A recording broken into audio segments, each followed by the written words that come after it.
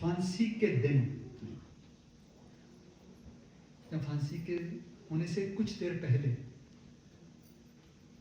शहीद आजम का उनका रूटीन क्या था, कुछ दृश्य? जी, मैं एक बात ये कहना चाहूँगा सारे उपस्थित महानुभावों से कि भगत सिंह जी के बारे में आम अवधारणा ये है, परसेप्शन ये है कि वो बड़े खूंखार क्रांतिकारी थे, बम और पिस्तौल की बात करते थे। स्थिति बिल्कुल इसके विपरीत है। वो मानव जीवन का बहुत सम्मान करते थे और वो कहते थे कि बम और पिस्तौल क्रांति नहीं लाते, क्रांति की तलवार विचारों की शान पे तेज होती है। वो बहुत अध्ययनशील थे। दर्जनों पुस्तकें हर हफ्ते द्वारकादास लाइब्रेरी लाहौर से मंगवाते थे और उन्हें पढ़ते थे।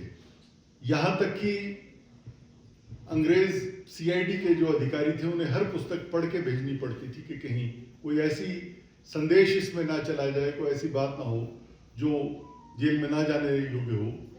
तो उन्होंने कहा कि सरदार जी, आप इतनी पुस्तकें पढ़ते भी हैं या सिर्फ हमें परेशान करने के लिए हर 10 दिन बाद, हर 12 दिन बाद एक लंबी लिस्ट 10-12 किताबों की भेजते हैं?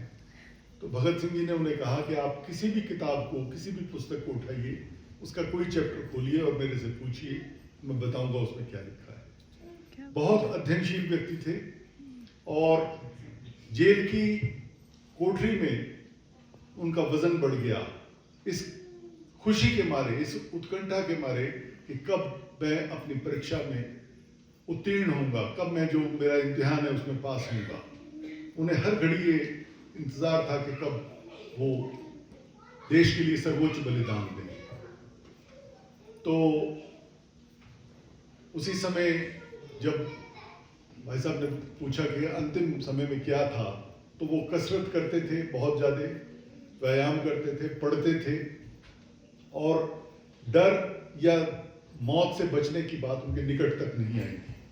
अंतिम समय में 24 मार्च 1931 को फांसी निर्धारित हुई थी, लेकिन सरकार डरी हुई थी कि कहीं कोई दंगा ना हो जाए, कोई बलवा ना हो जाए, कोई प्रेशर ना आ जाए, फांसी रोकनी पड़े। तो सरकारी तंत्र ने ये कहा कि 12 घंटे पहले 23 की शाम को फांसी दे दी जाए।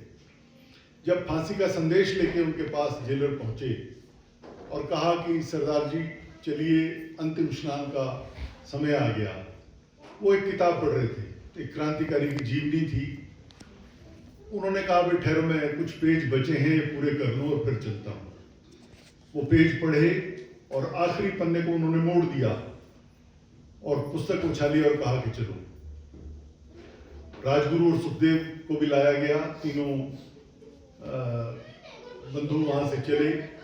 वो मेरा रंग दे बसंती चोला और सरफरोशी की तमन्ना अब हमारे दिल में है कि नगमे गा रहे थे।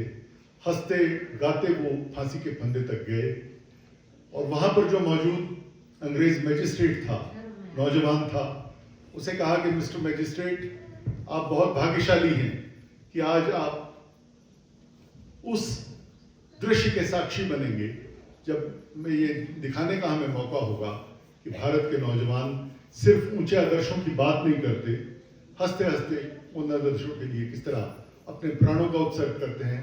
आज आप इसके साक्षी बनेंगे। उन्हें शाम को 7:30 बजे फांसी दे दी गई और क्योंकि बाहर हजारों की भीड़ थी जो नारे लगा रहे थे कि फांसी को रोका जाए और आजीवन कारावास में उनके दंड को बदला जाए, तो उनकी डेड बॉडीज परिवारों को नहीं दी गई। उन्हें बोरियों में बंद करके जेल की दीवार तोड़ के पिछले रास्ते से लाहौर से 60 किलोमीटर दूर फिरोजपुर के किनारे लाके, जहां सतलुज नदी है उसके किनारे, संस्कार कर दिया।